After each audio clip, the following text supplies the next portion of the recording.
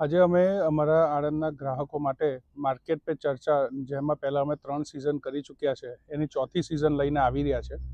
આજે અમે લોકો માર્કેટ પે ચર્ચામાં ડિસ્કશન કરીશું કે આપણી અર્થવ્યવસ્થા, જીઓપોલિટિકલ પ્રોબ્લેમ્સ શું છે, ટેરિફના પ્રોબ્લેમ શું છે, આપણી અર્થવ્યવસ્થા કેવી છે, ઇન્ડિયાનું સ્ટોક માર્કેટ અને રોકાણ માટે કેવા કેવા ઓપ્શન્સ અવેલેબલ છે અને શું કરવું જોઈએ ગ્રાહકો માટે, એની માટે અમે માર્કેટ પે ચર્ચાની સિઝન 4 લઈને આ વખતે આવી રહ્યા છે.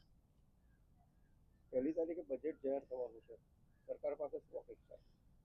બજેટમાં જે પ્રમાણે એક વર્ષથી સરકાર કરી રહી છે, ડિમાન્ડ ક્રિએટ કરવા જઈ રહી છે. સો પ્રાઇવેટ માટે ડિમાન્ડ ઊભી થાય અને કન્ઝમ્પશન વધે, એની માટે એ લોકોએ જે પ્રમાણે લાસ્ટ યર ઇન્કમ ટેક્સનો દર ઘટાડ્યો, જે સ્લેબ વધાર્યો એટલે ટેક્સ લોકોના ઘટ્યા, જીએસટીના દરો ઘટાડ્યા. આનાથી શું થયું કે લોકોને ખરીદ શક્તિ વધી ગઈ, કે એમના હાથમાં પૈસા વધારે રહે છે, ઇન્ટરેસ્ટ રેટ ઘટાડ્યા. એટલે સરકાર એ કરવા જઈ રહી છે કે લોકોની ખરીદ શક્તિ વધે અને કન્ઝમ્પશનનું બૂમ આવે. આ વખતે બી અપેક્ષા એ જ છે કે સરકાર એ બાજુ જ વધારે ધ્યાન રાખશે કે કેવી રીતે નાગરિકોની ખરીદ શક્તિ વધે અને એ લોકોનું કન્ઝમ્પશન પેટર્ન વધે, એની ઉપર જ ફોકસ રહેશે એવું લાગે છે. મોટાભાગની કંપનીઓ ઇન્ડિયામાં હવે આવવા માટે તત્પર બની છે, તો એનો એડવાન્ટેજ શેર માર્કેટને મળશે કે કેમ? ચોક્કસ તદ્દન, કારણ કે India one of the biggest democracy છે અને ઇંગ્લિશ સ્પીકિંગ ડેમોક્રેસી છે, એટલે સૌથી મોટો ફાયદો એ છે. અને સૌથી વધારે યુથ આજે ઇન્ડિયામાં છે, જે પર કેપિટા ઇન્કમ આપણી ઘણી સારી પેસે વધી બી રહી છે. એટલે આપણી જે ખરીદ શક્તિ જે વધી રહી છે, એના માટે દરેક કંપનીઓ, ખાલી અમેરિકા નહીં, ગ્લોબલી બધા જ દેશોમાંથી લોકોને ઇન્ડિયા બહુ જ એટ્રેક્ટિવ લાગે છે, કારણ કે આપણો જે યુથ છે અને જે મિડલ ક્લાસ છે, એ લોકોની જે ઇન્કમ વધી રહી છે, એનાથી એમનું સ્પેન્ડિંગ કલ્ચર જે છે, એનાથી કન્ઝમ્પશન બહુ સારું થઈ ગયું છે. એટલે દરેક કંપનીએ જોવા જઈ રહી છે કે ભાઈ ઇન્ડિયામાં કેવી રીતે અમે લોકો ધંધો કરીએ જેથી અમને ફાયદો થાય. બંનેમાં એડવાન્ટેજ શું કોઈ પણ મ્યુચ્યુઅલ ફંડમાં ઇન્વેસ્ટરમાં? આજની તારીખમાં તમે જુઓ તો, જેમ કે આપણે જોઈએ તો વ્યાજના દર જે છે એ છેલ્લા 10-15 વર્ષમાં વ્યાજના દર ઘણા ઘટી ગયા છે. એટલે જેટલા બી રોકાણકારો છે એ જો બેંકોમાં પૈસા મૂકે કે પછી ફિક્સ્ડ ઇન્કમમાં પૈસા મૂકે, તો આપણને ખબર છે કે ભાઈ 6%, 5.5%, 6.5%, 7% અને પછી એની ઉપરનો ટેક્સ લાગતો હોય છે. એટલે માટે તમે જુઓ છો કે ઘણા બધા લોકો આજની તારીખમાં શેર બજારમાં અને ઇક્વિટીમાં રોકાણ કરવાને માટે બધા સાધન ગોતતા હોય છે. અને ઇક્વિટીમાં રોકાણ કરવા માટે આપણે પોતે કરીએ તો ઘણી બધી શેર્સ છે, ઘણી બધી કંપની છે, એની ઉપર આપણે રિસર્ચ કરવું પડે, એના બધા ઉતાર ચઢાવની ઉપર આપણે ધ્યાન રાખવું પડે. એના કરતાં જો આપણે શેર બજારનું રોકાણ શેર બજારના મ્યુચ્યુઅલ ફંડ, જેને આપણે ઇક્વિટી મ્યુચ્યુઅલ ફંડ કહીએ છીએ, ઇક્વિટી મ્યુચ્યુઅલ ફંડ દ્વારા આપણે કરીએ તો આપણા પોતે કરવા કરતાં ઓછું જોખમ અને સારું વળતર મળવાની શક્યતા હોતી હોય છે. એટલે ઇક્વિટી મ્યુચ્યુઅલ ફંડમાં લોકો પોતે કરવાની બદલે એક પ્રોફેશનલ જે ઇક્વિટી મ્યુચ્યુઅલ ફંડ મેનેજર હોય છે એની દ્વારા નિવેશ કરે તો જોખમ ઓછું અને વળતર સારું મળી શકે છે. ટાઈપ ચર્ચામાં કઈ રીતનું ગાઈડન્સ આપી શકાશે રિગાર્ડિંગ ધ મ્યુચ્યુઅલ ફંડ? એટલે અહીંયા આપણે ત્યાં આણંદમાં જેટલા બી રોકાણકારો છે અને ગુજરાત જે છે અને આણંદ છે, અહીંયા તો એમ પણ શેર બજારમાં રોકવાની લાંબી કલ્ચર છે, લાંબી પ્રથા છે. ઘણા બધા અહીંયા અનુભવી રોકાણકારો છે. પણ જ્યારે રોકાણકારો બજારમાં પૈસા મૂકતા હોય છે ત્યારે વારે વારે, જેમ કે આજની તારીખમાં અમેરિકામાં શું થાય છે, ટ્રમ્પ સાહેબની આ બધી ટેરિફ્સ છે, કે પછી આપણી બજારમાં છેલ્લા 1 વર્ષમાં બહુ કંઈ વળતર નથી છૂટ્યું.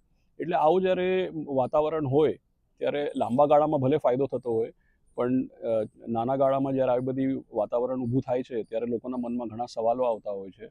અને પછી એ સવાલોનું કઈ રીતે નિવારણ કરવું, આગળ જતાં કઈ જાતની ગાઈડન્સ આપવી, એની પર આજે અમે ચર્ચા કરશું અહીંયા. સર, આપનું નામ, પરિચય ને આજે કાર્યક્રમમાં પધાર્યા શું? મારું નામ આશીષ સોમૈયા છે. હું મુંબઈથી આવેલો છું અને white oak capital mutual fund કંપનીનો એક્ઝિક્યુટિવ ડાયરેક્ટર અને સીઈઓ છું હું. અને મ્યુચ્યુઅલ ફંડની જે ઇન્ડસ્ટ્રી છે એમાં 1999થી કાર્યરત છું હું.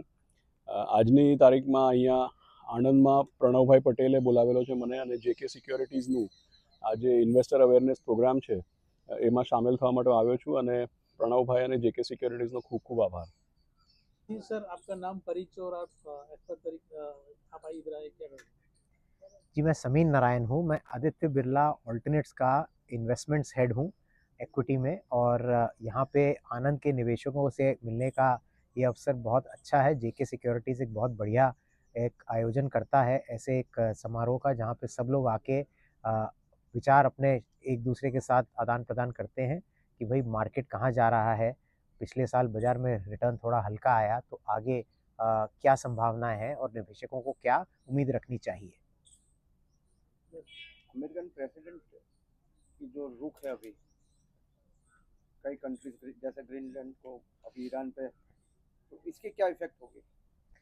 भाई साहब देखिए, ये जो दुनिया में पूरे विश्व में आज थोड़ी अनिश्चितता है, वो अपने अपने आप आई है और अपने आप ही जाएगी। लेकिन हमारा जो निवेश करने का एक प्रोसेस है, वो यहाँ की जो कंपनियां हैं जो अच्छा काम कर रही हैं, आज आपको क्योंकि ये अनिश्चितता की वजह से एक अच्छे रेट पे मिल रही हैं, बिकॉज पिछले 1 साल का रिटर्न हल्का है। इसीलिए जो पहले आप 150 रुपये में खरीदने को तैयार थे, आज वो आपको 80 रुपये में मिल रहा है, तो आपको आज दिक्कत हो रही है।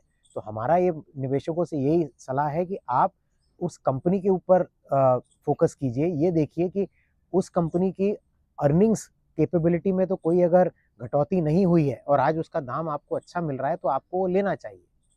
ट्रम्प की पॉलिसी के हिसाब से कई American industrialist are planning to come to India. हाँ जी। तो इंडिया की जो कंपनीज है उनके कंपटीशन में कुछ इफेक्ट होगी या कुछ होगा? बल्कि देखिए, अगर बाहर का धंधा और इंडिया में आता है तो उनके लिए अच्छा ही है, क्योंकि हमारे इंडिया में भी बहुत तरक्की हो रही है, बहुत प्रगति हो रही है, बहुत योजनाएं ऐसी आई हैं जहाँ पे इन सब कंपनियों का जो टारगेट एड्रेसेबल मार्केट है वो अपने आप ही बड़े पैमाने से बढ़ रहा है। तो अगर ये उसमें एक्सपोर्ट की भी पॉसिबिलिटी ओपन होती है, तो वो तो नेट नेट कंपनी के लिए और अच्छा है आगे के अगर माहौल या उनकी अपॉर्चुनिटीज़ को देखें तो। What expecting forthcoming budget? देखिए, बजट में सरकार जो अब तक करती आई है कि भाई आप कैपिटल एक्सपेंडिचर को बढ़ावा देते रहें, क्योंकि अभी भी इंडिया में बहुत इंफ्रास्ट्रक्चर बनना बाकी है। तो हमारे हिसाब से तो सरकार उस पर कायम रहेगी। लेकिन एक जो दूसरा ये भी एक ऑप्शन है कि भाई बाजार में निवेशकों का थोड़ा वापस रुझान अच्छा हो या उनका फेथ फिर से आए, तो हो सकता है कि कैपिटल मार्केट्स रिलेटेड भी कोई ना कोई मेजर अनाउंस हो सकते हैं।